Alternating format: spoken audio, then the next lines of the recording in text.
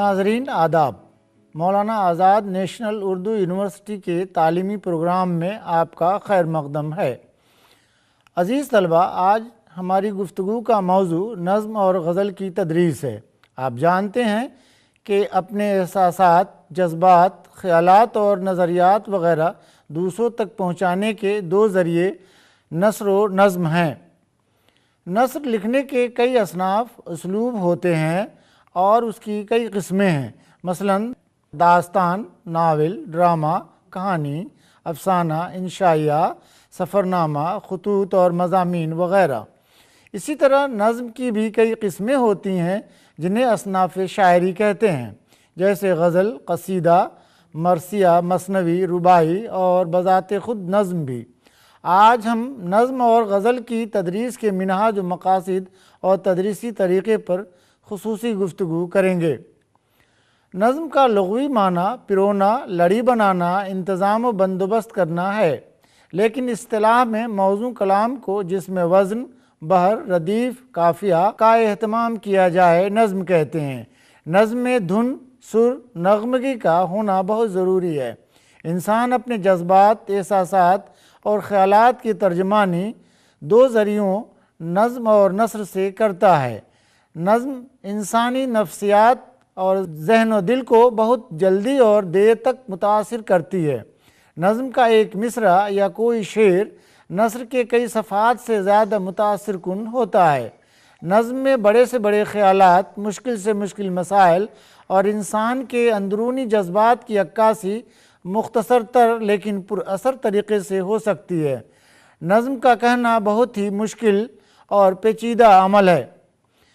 इसे क़स्दन नहीं कहा जा सकता, बल्कि ये एक जज्बा है जो शायर पर तारी होता है। बहुत से बिखरे हुए ख़यालात को पुरअसर अल्फाज का जामा पहनाना, उसको नग़मगी अता करना एक मुश्किल अमर है। बक़ौल आतिश, बंद से अल्फाज जुड़ने से नगों के कम नहीं, शायरी भी काम है आतिश मुरस्सा साज का। माहिरीन अदबियात ने शायरी को दो ज़ुमरों में तक़सीम किया है, दाखिली और ख़ारजी। दाखिली शायरी में शायर अपने ज़ाती तजर्बात, महसूसात, तासुरात और मुशाहिदे को पेश करता है। अंग्रेज़ी में इसे एलेजी, सोनेट, ओड वग़ैरह इसकी मिसालें हैं, जबकि उर्दू शायरी में गज़ल, गीत, मरसिया दाखिली शायरी की तर्जमानी करती हैं। ख़ारजी शायरी में शुअरा ज़िंदगी की हकीकतों को पेश करते हैं। अंग्रेज़ी में इसकी मिसाल बैलाड, लिरिक्स और एपिक से दी जा सकती है। जबकि बयानिया नज़में, मौज़ूई नज़में, मसनवी, बच्चों की नज़में और जज्बाती गीत उर्दू शायरी में उसकी मिसालें हैं। नज़्म या शायरी के मुख्तलिफ़ असनाफ़ होती हैं, मसलन गज़ल, नज़्म, रुबाई, क़सीदा, मरसिया, मसनवी वग़ैरह। नज़्म की उन सभी असनाफ़ की तदरीस का तरीक़ा उमूमी तौर पर एक ही जैसा है, लेकिन असनाफ़ नज़्म की ख़ुसूसियत के एतबार से इसमें बाज़ तब्दीलियाँ करनी चाहिए। बिलख़ुसूस गज़ल, रुबाई और मसनवी, मरसिया, क़सीदा के तरीक़े तदरीस में हैत और उसलूब के तहत मिसरों और अशार की बंदिश व तादाद के लिहाज से बंदों की तरतीब के एतबार से नज़में लिखी गई हैं, जिनको मुसद्दस, तरजीह बंद, तरकीब बंद, मुस्तज़ाद और तज़मीन कहते हैं। आम तौर से कमरे जमात में तलबा के वक़ूफ़ी और मालूमाती ज़हानत वाले मज़ामीन पर ज़्यादा ज़ोर दिया जाता है, जबकि जज्बाती और जमालियाती पर कम। हालांकि तलबा की हमा जहत नशोनुमा में सभी तरह के मज़ामीन की यकसां अफादियत है। नज़्म तलबा की शख्सियत के जज्बाती और जमालियाती पहलुओं की नशोनुमा में भरपूर मदद करती है, जिससे उनकी शख्सियत की हमा जहत तरक्की मुमकिन हो सकती है। सभी उम्र के इंसान में नग़मा, सुर, ताल, राग और आहंग से फितरी लगाव होता है। चूँकि नज़्म उस जज्बाती लगाव की तस्कीन का हम ज़रिया है, इसलिए बच्चे नज़्म की तरफ बहुत जल्दी राग़िब होते हैं।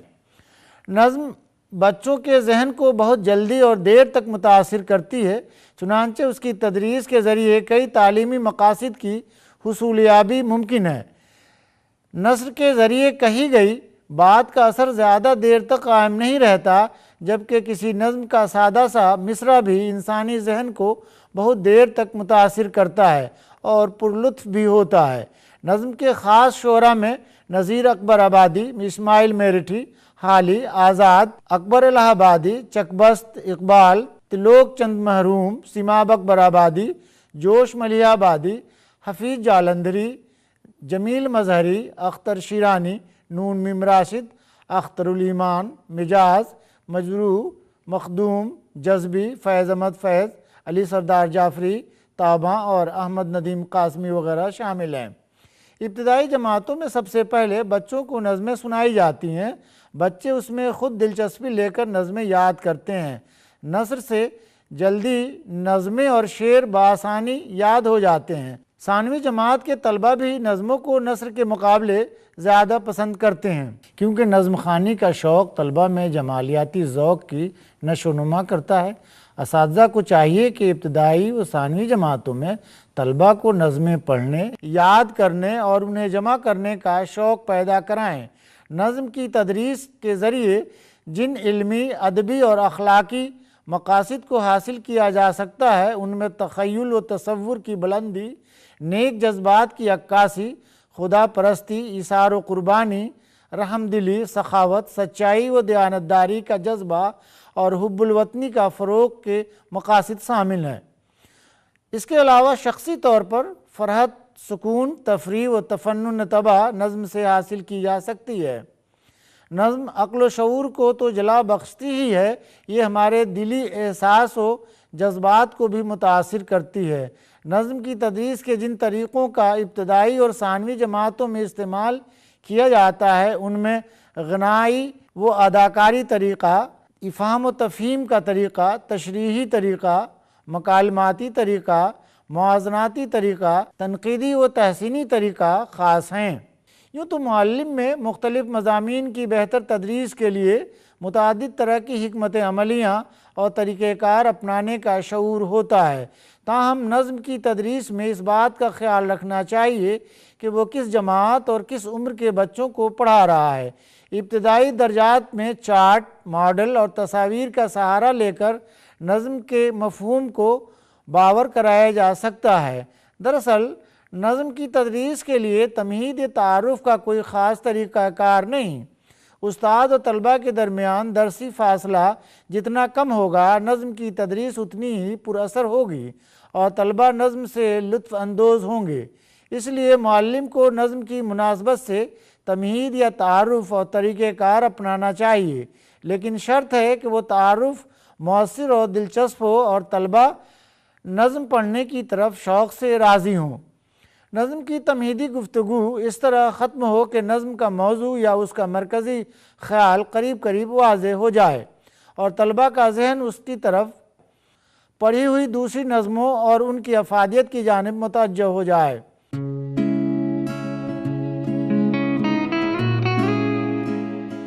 نظم کی تدریس میں بلند خوانی کی اہمیت مسلم ہے۔ بلند خوانی کے بغیر نہ تو ابتدائی درجات میں اور نہ ثانوی درجات میں تدریس ممکن ہے۔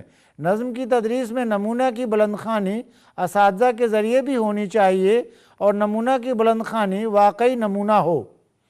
اساتذہ کو چاہیے کہ بلند خوانی کرتے وقت مصرعوں کی موزونیت، تاثر اور آہنگ کا بطور خاص خیال رکھیں۔ بہتر آواز کے زیر و بم سے بلند خوانی میں لطف اندوزی اور تاثر پیدا ہوتا ہے۔ ابتدائی جماعتوں میں اگر ممکن ہو تو سر اور لحن کے ساتھ بلند خوانی کی جائے۔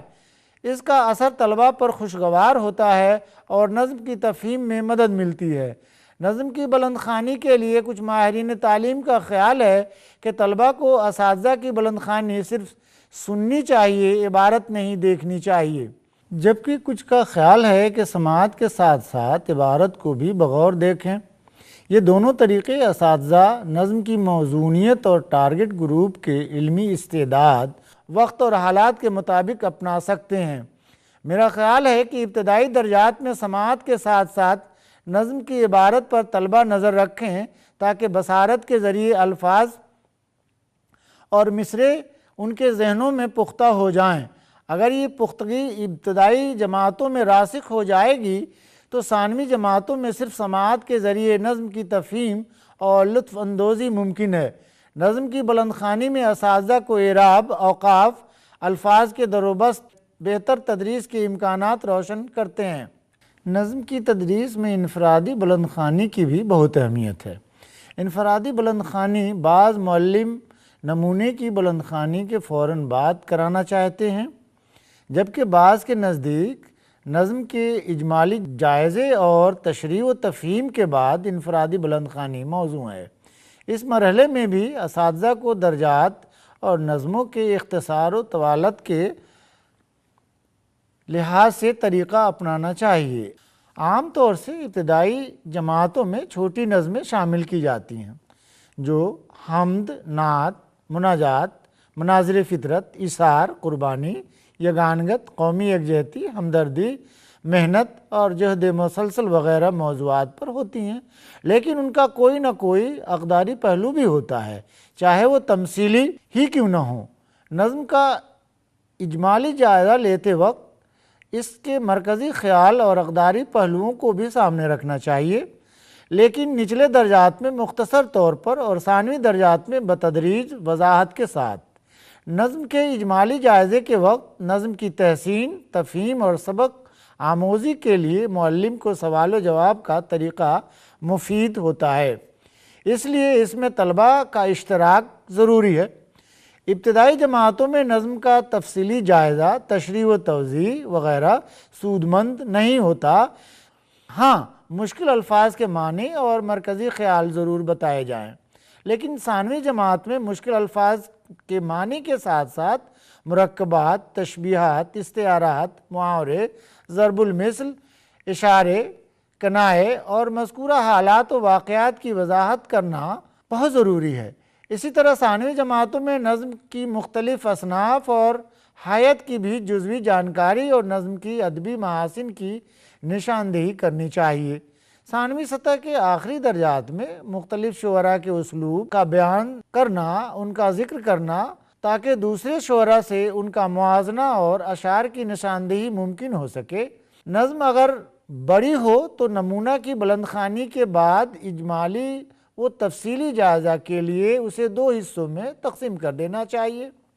اساتذہ کو چاہیے کہ نظم کی تکمیل کے بعد اس پر تنقیدی نظر ڈالیں اور اختتامی سوالات کے ذریعے طلباء کے ذہنوں پر نظم سے ہونے والے اثرات کا اندازہ لگائیں تاکہ وہ نظم اور اس کی تفصیل سے کتنا لطف اندوز ہوئے ہیں۔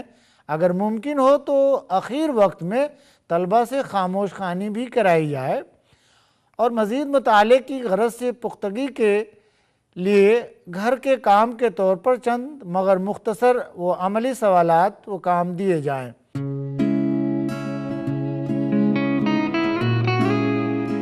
عزیز طلباء، آئیے اب غزل کی طرف رخ کرتے ہیں۔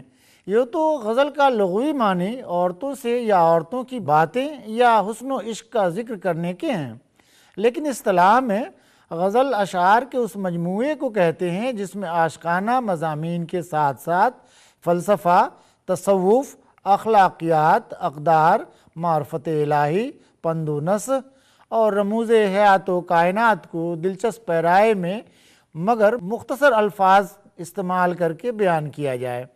حیات کے لحاظ سے غزل کا ہر شعر یکتا و تنہا ہوتا ہے، اس کے مصروں میں ردیف و قافیہ کا التزام ہوتا ہے۔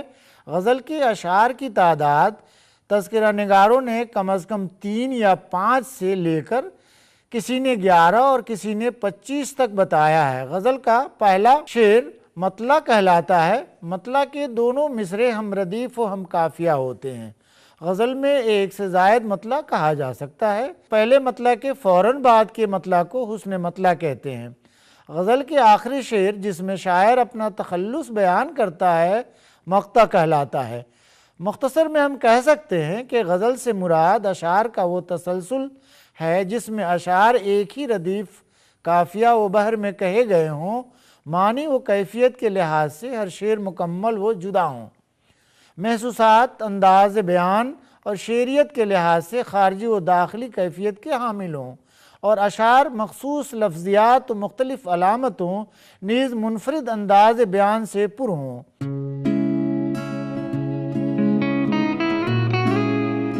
غزل کی تعریف و تحسین و تنقید و تنقیص میں بہت سے لوگوں نے آسمان و زمین کے قلابے ملا دیے ہیں۔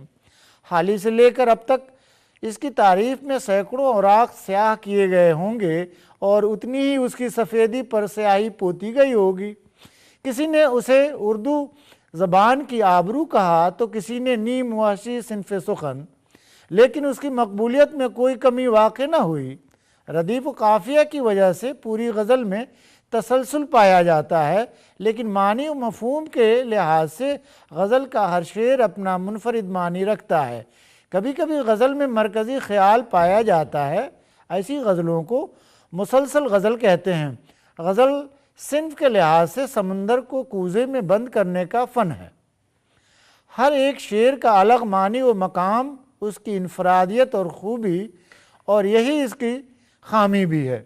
غزل میں مختلف طرح کی کیفیات، صنعتیں، اصطلاحات استعمال کی جاتی ہیں، مثلا خیال و بیان کی ندرت، سوز و گزاد، مضمون آفرینی، زبان کی چستی و سادگی، بیان کی صفائی و سلاست، روزمرہ محاورے، ضرب المثل، صنائع و بدائع سے متعلق تشبیہ، استعارے، تلمیحات، تضاد، مبالغہ، لف و نثر، مرات النظیر، ایہام، کنایہ، مجاز مرسل اور حسن تعلیل وغیرہ، جن سے غزل کی چاشنی دوبالا ہو جاتی ہے۔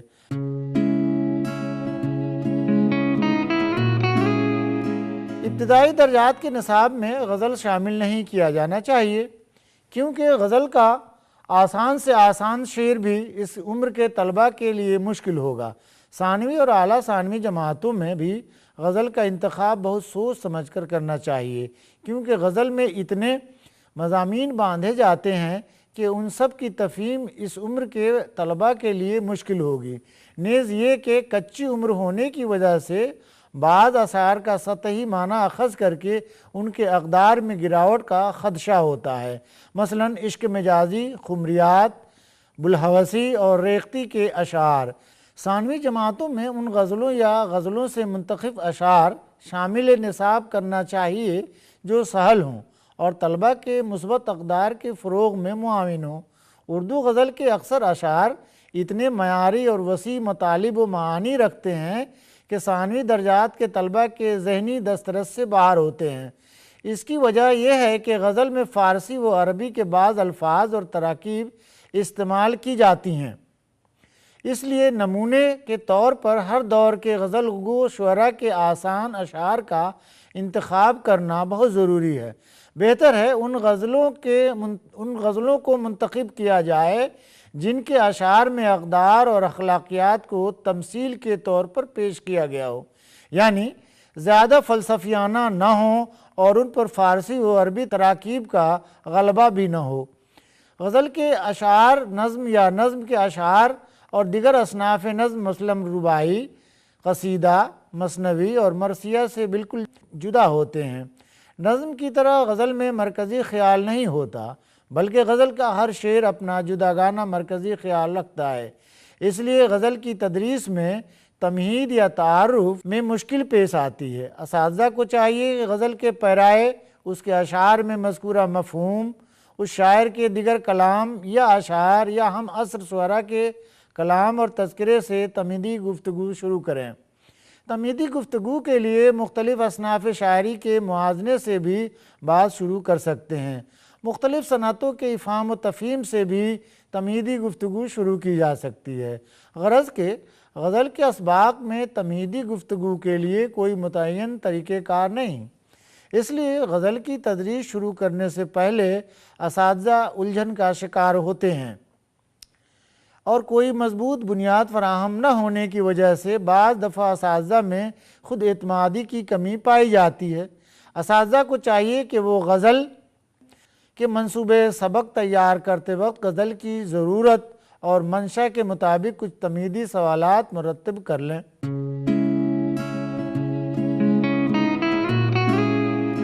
تمہید یا تمہیدی گفتگو سے عہدہ برآ ہونے کے بعد اساتذہ کو چاہیے کہ وہ غزل کے نمونے کی بلند خوانی اس طرح کریں کہ طلبہ کو اس غزل کی نوعیت اور مفہوم کا سرسری اندازہ ہو جائے۔ نظم یا غزل کی تدریس میں اساتذہ کی بلند خوانی ریڑھ کی ہڈی کی حیثیت رکھتی ہے۔ بلکہ یہ کہا جائے تو بیجا نہ ہوگا کہ تمہیدی گفتگو کی کمی یا خلا کو بہتر بلند خوانی کے ذریعے پر کیا جا سکتا ہے۔ اگر ممکن ہو تو اساتذہ نمونے کی بلند خوانی کے فوراً بعد طلبہ کی انفرادی بلند خوانی کا بھی اہتمام کر سکتے ہیں تاکہ طلبہ غزل کی انفرادیت، رمزیت و غنائیت سے محظوظ ہو سکیں۔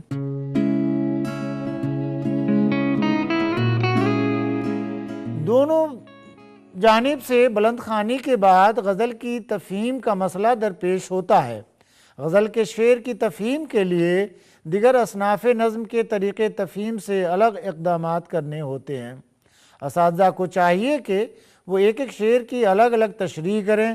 تشریح کرتے وقت مشکل الفاظ کے معنی، مختلف تلمیحات، مرکبات اور صنعتوں کی تفصیل طلبہ کے ذہنی معیار کے مطابق بتائیں۔ اس سے قبل اگر ضروری ہو تو مذکورہ شاعر کی مختصر حالات زندگی، اس کے عصری و سماجی احوال اور اسلوب بیان کا مختصر جائزہ لیا جانا چاہیے تاکہ طلبہ کے ذہنوں پر اس شاعر کے شعری خیالات و جذبات آشکار ہو سکیں۔ اس سے شعر کی تفہیم میں بہت حد تک مدد ملتی ہے۔ غزل کے اشعار کی تشریح و توضیح کے متعلق پروفیسر محمد حسن نے اپنی کتاب ادبیات شناسی میں لکھا ہے، تعارفی بلند خوانی کے بعد اگلا قدم مختلف اشعار کی تصحیح و توضیح ہوگی۔ چنانچہ مطالب کے بارے میں سوالات کیے جائیں، سوالات و جوابات کے دوران نہ صرف اشعار کے مفہوم کی توضیح کی جائے بلکہ ضمناً اور ثانوی عمل کے طور پر مشکل الفاظ، تراکیب اور محاورات کی تشریح بھی کر دی جائے۔ ضمناً سے مراد یہ ہے کہ الفاظ وغیرہ کی تصریح کچھ اس طرح ہونی چاہیے کہ وہ توضیحی مطالب کا ایک جز معلوم ہو اور طلبہ یہ محسوس نہ کریں کہ مطالب سے ہٹ کر الفاظ کی تشریح اور تراکیب کی جراحی کی جا رہی ہے۔ ثانوی عمل کے کہنے کا یہ مطلب ہے کہ لفظی و لسانی دشواریوں کی تحلیل و تفصیل کو تدریس کا براہ راست مقصد نہ بنایا جائے اور اس چیز کو تدریسی عمل میں صرف اس حد تک جگہ دی جائے جس حد تک ناگزیر ہو۔ پڑھانے والا جب یہ محسوس کرے کہ شعری محاسن کی خاطر خواہ توضیح بعض لفظوں کے معنی بتائے بغیر ممکن نہیں تو معنی ضرور بتائے، لیکن سبق کے اصل موضوع اور مقصد سے کم از کم انحراف کرتے ہوئے اور غیر ضروری تفصیلات سے پورے طور پر اجتناب کرتے ہوئے۔ غزل کی تشریح کرتے وقت اگر اساتذہ غزل کی معنویت اور اس کے فنی محاسن کو سامنے رکھیں تو بہت حد تک اشعار اور اس کی انفرادیت کی نشاندہی ہو سکتی ہے۔ ذیل میں چند طرح کے معروف و مشہور فنی انفرادیت والے اشعار مثال کے طور پر پیش کیے جا رہے ہیں۔ ہستی اپنی حباب کی سی ہے، یہ نمائش سراب کی سی ہے، ناحق ہم مجبوروں پر یہ تہمت ہے مختاری کی، چاہے ہیں سو آپ کرے ہیں ہم کو ابس بدنام کیا۔ یا یہ شعر، مقدور ہمیں کب تیرے وصفوں کی رقم کا، مقدور ہمیں کب تیرے وصفوں کی رقم کا، حق کا کہ خداوند ہے تو لوح و قلم کا۔ یا یہ شعر، نہ تھا کچھ تو خدا تھا، نہ تھا کچھ تو خدا تھا، کچھ نہ ہوتا تو خدا ہوتا، ڈبویا مجھ کو ہونے نے، نہ ہوتا میں تو کیا ہوتا۔ یا اقبال کا یہ شعر کہ اپنے من میں ڈوب کر پا جا سراغ زندگی، اپنے من میں ڈوب کر پا جا سراغ زندگی، تو اگر میرا نہیں بنتا نہ بن اپنا تو بن، جان دی ہوئی اسی کی تھی، حق تو یہ ہے کہ حق ادا نہ ہوا، ہے ضروری آج کر لو بندگی کا احتساب، آدمی کا کیا ٹھکانہ خاک میں کل مل گیا۔ اسی طرح کے اور دوسرے زمرے کے اشعار، ہوش و حواس تاب و تواں داغ جا چکے، اب ہم بھی جانے والے ہیں سامان تو گیا۔ طلبہ یہ ہری چند اختر کا شعر ہے، شباب آیا کسی بت پر فدا ہونے کا وقت آیا، تیری دنیا میں بندوں کے خدا ہونے کا وقت آیا۔ فیض کا شعر ہے، تم آ رہے ہو کہ بجتی ہیں میری زنجیریں، تم آ رہے ہو کہ بجتی ہیں میری زنجیریں، نہ جانے کیا میرے دیوار و بام کہتے ہیں۔ داغ کا شعر ہے، جان کیا دوں کہ جانتا ہوں میں، تم نے یہ چیز لے کے دی ہی نہیں۔ اور مومن کا اسی زمرے کا شعر ہے کہ تم میرے پاس ہوتے ہو گویا، جب کوئی دوسرا نہیں ہوتا۔ طلبہ، یہ غالب کا دوسرے زمرے کا شعر ہے۔ گھر ہمارا جو نہ روتے بھی تو ویراں ہوتا، بہر گر بر نہ ہوتا تو بیاباں ہوتا۔ اور میر کا شعر ہے کہ سرانے میر کے آہستہ بولو، سرانے میر کے آہستہ بولو، ابھی ٹک روتے روتے سو گیا ہے۔ طلبہ، یہ خمریات کے چند اشعار ہیں جو غزل سے منتخب ہیں۔ لطف میں تجھ سے کیا کہوں زاہد، ہائے کمبخت تو نے پی ہی نہیں، اور آئے کچھ ابر کچھ شراب آئے، اس کے بعد آئے جو عذاب آئے۔ غالب کا شعر ہے، پکڑے جاتے ہیں فرشتوں کے لکھے پر ناحق، آدمی کوئی ہمارا دم تحریر بھی تھا۔ اور غالب کا یہ ایک شعر ہے، دل سے مٹنا تیری انگشت حنائی کا خیال، دل سے مٹنا تیری انگشت حنائی کا خیال، ہو گیا گوشت سے ناخن کا جدا ہو جانا۔ حالانکہ یہ غزل کا شعر ہے لیکن بالکل نعتیہ شعر ہے۔ اس کی امت میں ہوں میرے رہیں کیوں نہ کام بند، واسطے جس شہ کے غالب گنبدِ بے در کھلا۔ اور کیا وہ نمرود کی خدائی تھی، کیا وہ نمرود کی خدائی تھی، بندگی میں میرا بھلا نہ ہوا۔ یوں تو سبق کی درسی و اقتصابی اہمیت کے لحاظ سے سبھی طرح کے اسباق کے آخر میں اعادہ کی اہمیت مسلم ہے عزیز طلبہ، لیکن غزل کی تدریس میں اعادہ بہت ضروری امر ہے۔ اساتذہ کو چاہیے کہ غزل کی تدریس کو مزید جامعیت فراہم کرنے کے لیے غزل کے متفرق اشعار سے متعلق سوالات پوچھیں۔ طلبہ سے غزل کے مجموعی تاثر و کیفیت کے بارے میں بھی سوالات کیے جانے چاہیے تاکہ یہ اندازہ لگایا جا سکے کہ غزل کے متفرق اشعار کو کس حد تک سمجھا ہے۔ اعادہ کے اختتامی سوالات کے بعد کچھ وقت بچا کر اختتامی بلند خوانی غزل کے مجموعی تاثر کو طلبہ کے ذہنوں پر دیر پا قائم رکھتی ہے اور شاعر، استاد اور طلبہ کے درمیان شعری جمالیات کی فکری تسلیس بناتی ہے۔ عزیز طلبہ، مزید معلومات کے لیے آپ اس پتے پر رابطہ قائم کر سکتے ہیں۔ Instructional media centre, Maulana Azad national Urdu university, گچی Baoule, Hyderabad. عزیز طلبہ و طالبات، آج کی اس تعلیمی نشست میں فی الحال اتنا ہی۔ اگلے پروگرام میں ایک اور نئے موضوع کے ساتھ حاضر ہوں گے۔ آداب۔